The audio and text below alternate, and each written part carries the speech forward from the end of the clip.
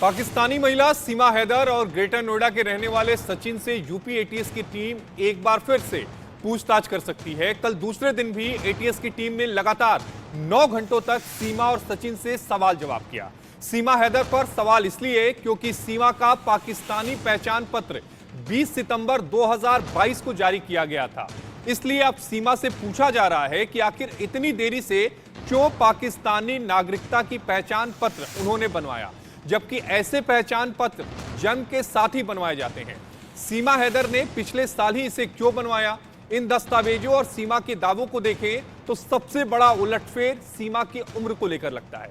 सीमा ने भारत में आने के बाद अपनी उम्र 30 साल बताई है। सीमा का जो आईडी कार्ड सामने आया है उसमें उसके जन्म की तारीख 2002 दर्ज है।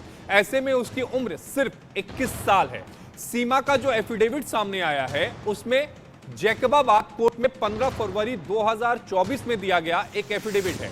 इस एफिडेविट में सीमा ने उस वक्त खुद को 19 साल की बताया था। खुद को बालिग बताते हुए सीमा ने गुलाम हैदर के साथ रहने की ख्वाहिश का इजहार किया था, जिसे कोर्ट ने मानते हुए शादी की इजाजत दे दी थी। फैमिली रजिस्ट्रेशन सर्टिफिकेट और आईडी के हिसाब से सीमा की उम्र 2014 में 12 साल की होती है। ऐसे में या तो सर्टिफिकेट झूठा था या फिर आईडी बाद में फर्जी तरीके से बनवाई गई है।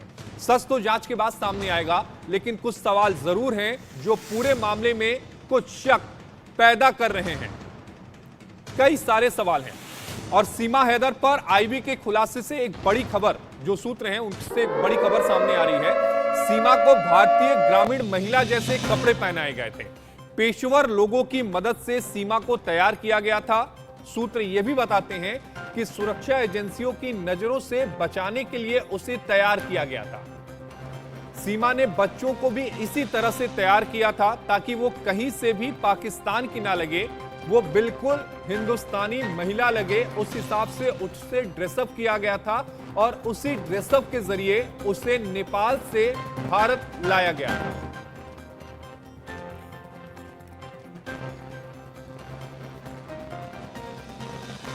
हमारे साथ हमारे दो सहयोगी इस खबर पर ज्यादा जानकारी के साथ जुड़ रहे हैं। रजत कुमार ग्रेटर नोएडा से जुड़े हैं और हमारे साथ सुशील कुमार गोरखपुर से जुड़े हैं। सबसे पहले सुशील, मैं आपके पास आना चाहूंगा। सुशील, बताया यह जा रहा है कि नेपाल के रास्ते सीमा हैदर जब भारत में उन्होंने एंट्री ली थी तब उनका जो गेटअप था वो चेंज किया गया था। वो पाकिस्तानी किसी भी तरह से ना लगे, एक हिंदुस्तानी महिला लगे। इसलिए जो भारतीय महिला जो पोशाक पहनती हैं वो पोशाक उन्हें पहनाई गई, बाकायदा उस हिसाब से उनकी ड्रेसिंग की गई और उसके बाद भारत में उनकी एंट्री कराई जाती है। बिल्कुल आशीष जी, आपने बिल्कुल ठीक कहा और यही वजह है कि कोई भी उन्हें उनके शक न कर सके सीमा हैदर पर। इस तरह का उनको लुक दिया गया और जिस तरीके से पाकिस्तान और काठमांडू से नेपाल के रास्ते भारत में एंटर करना, ये कहीं ना कहीं संदेहास्पद है और यही वजह है कि वो संदेह के घेरे में आती हैं कि आखिर इनके पीछे कौन है, कितने लोग हैं जो इनकी मदद कर रहे हैं और किस तरीके से इन्हें काठमांडू से नेपाल और नेपाल से भारत की सीमा में प्रवेश कराया जाता है।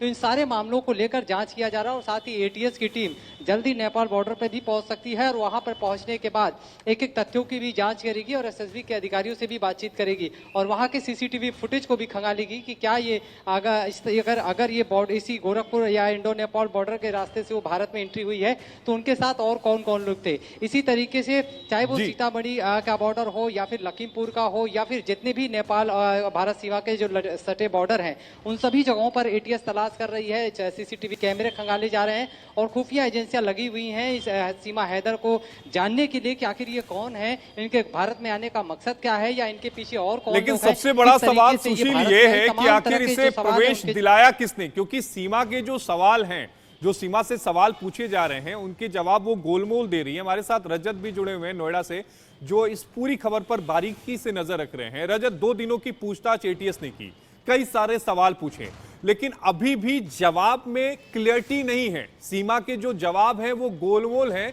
और यही वजह है कि जांच एजेंसियों को देश के अलग अलग हिस्सों में, यानी जो रास्ते नेपाल जाते हैं, जो रास्तों से आप नेपाल के जरिए भारत भी आ सकते हैं, उन रास्तों पर जो टीम है वो विजिट कर रही है। क्या मान के चले एटीएस अभी तक सीमा के जवाब से क्या संतुष्ट हुई है या नहीं? 2 दिन से लगातार पूछताछ की है परसों भी तकरीबन 8 घंटे पूछताछ की, कल भी 9 घंटे पूछताछ की है। सचिन से की है, सीमा से की है, साथ ही सचिन के पिता नेत्रपाल से की है और सीमा के 2 बच्चों से भी पूछताछ की है। आखिर सीमा का पाकिस्तान आने का रास्ता क्या है? क्या जब नेपाल से भारत की में जब एंट्री की थी, क्या सीमा के साथ कोई और भी व्यक्ति मौजूद था? और साथ ही खबर यह भी आ रही थी कि भारत आने से पहले जब दुबई गई थी सीमा, वहां पर कुछ लोगों से भी सीमा हैदर ने मुलाकात की थी।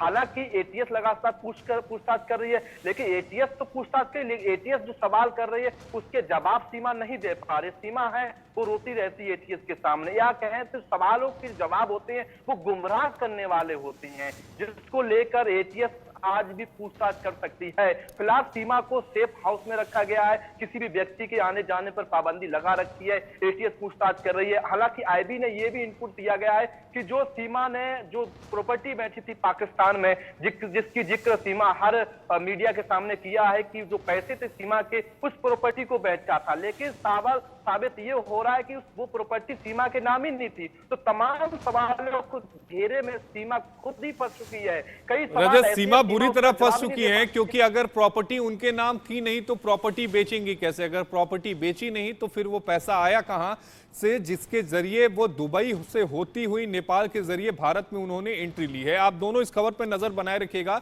रजत और सुशील, आप दोनों का जुड़ने के लिए बेहद शुक्रिया। रजत और सुशील हमें पूरी जानकारी दे रहे थे, लेकिन अभी भी कई सवाल हैं जो सीमा से पूछे जाने हैं, क्योंकि सीमा जो अभी तक जवाब दे रही हैं वो जवाब गोलमोल है। और यही वजह है कि 2 दिनों की पूछताछ के बाद भी एटीएस ने सीमा और सचिन को घर जाने की इजाजत नहीं दी है, उन्हें सेफ हाउस में रखा है, ताकि अभी तक जिन सवालों के जवाब सीमा ने दिए हैं उन जवाबों को वेरीफाई किया जा सके, उन जगहों पर जाया जा सके और सीमा की कहानी क्या वाकई सच्ची है इसका पता लगाया जा सके। बुलेटिन में वक्त हो गया एक छोटे से ब्रेक का। ब्रेक के बाद फौरन हाजिर होते हैं।